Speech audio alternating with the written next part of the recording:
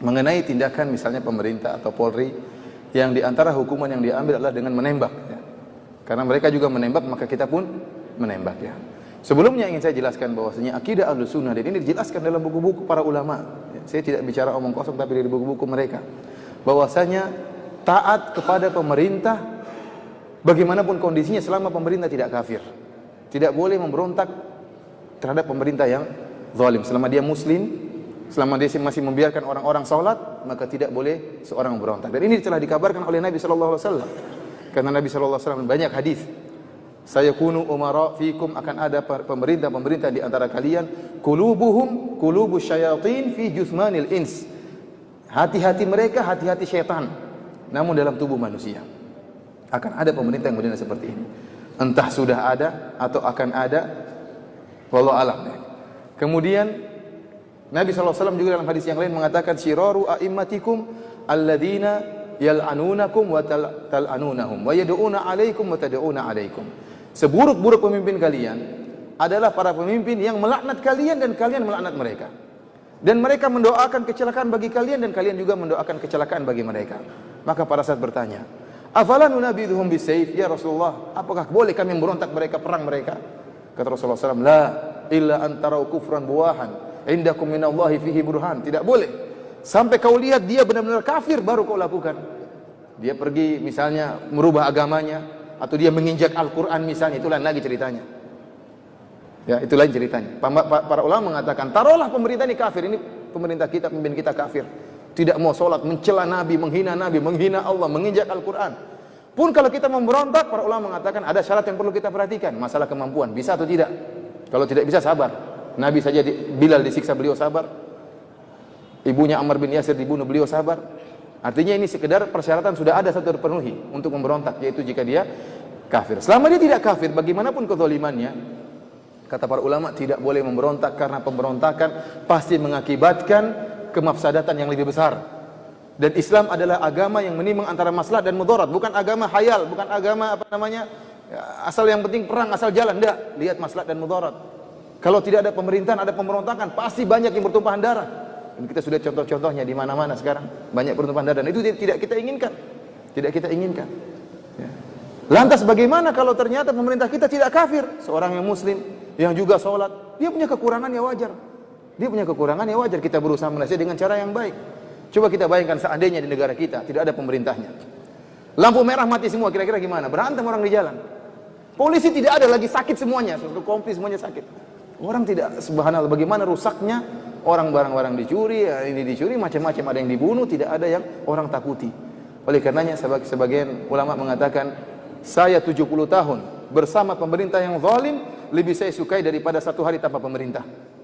Kenapa? Karena adanya pemerintah meskipun zalim, maslahatnya lebih besar.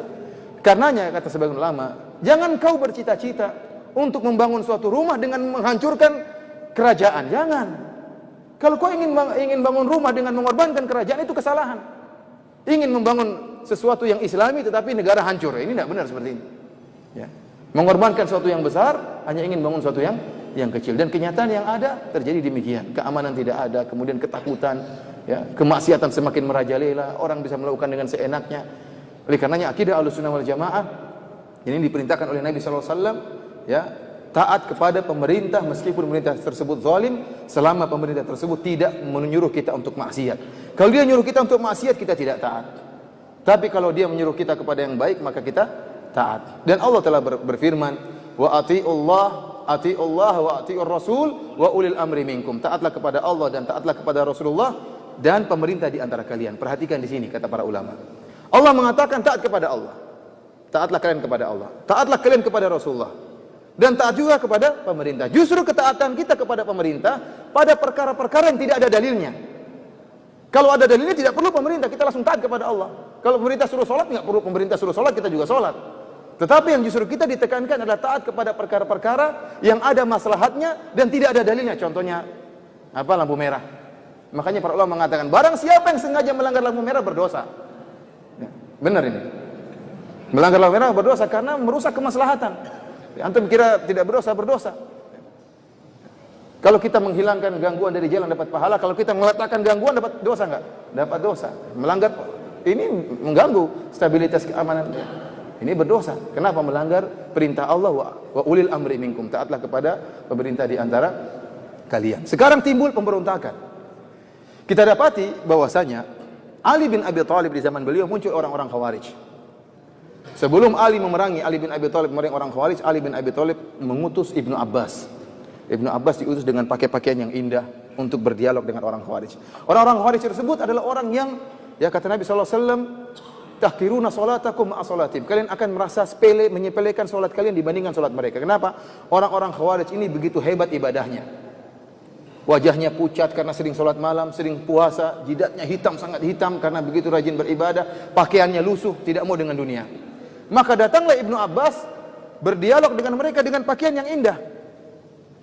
Maka mereka protes, kenapa kau pakai pakaian yang indah? Kata dia, apakah Allah mengharamkan pakaian yang indah? Akhirnya terjadi dialog sehingga sepertiga dari mereka sadar. Tinggal 2/3 baru kemudian diperangi oleh Ali bin Abi Thalib sampai bunuh-bunuhan. Intinya para hadirin, terutama pertanyaan yang disampaikan oleh Bapak tadi, ya, bahwasanya kalau memang kondisinya mengharuskan untuk membunuh mereka, ya, maka dilakukan. Jika memang itu mengharuskan, jika tidak kita lawan mereka, maka mereka akan semakin melakukan pembunuhan, maka kita menjalankan perintah pemerintah dan ini memang ada kemaslahatannya. Ya. Namun kalau bisa tidak dibunuh, kita berusaha tidak membunuh, kita berusaha menangkap, dan ini yang terbaik, kita tangkap mereka, kemudian kita kirim ustadz untuk menasihati mereka, ini yang terbaik. Tapi kalau memang kondisinya tidak mungkin kecuali dengan cara begitu, maka kalau tidak kita membunuh mereka yang membunuh kita, ini maka diperbolehkan dan tidak mengapa. Wallahu a'lam bishawab.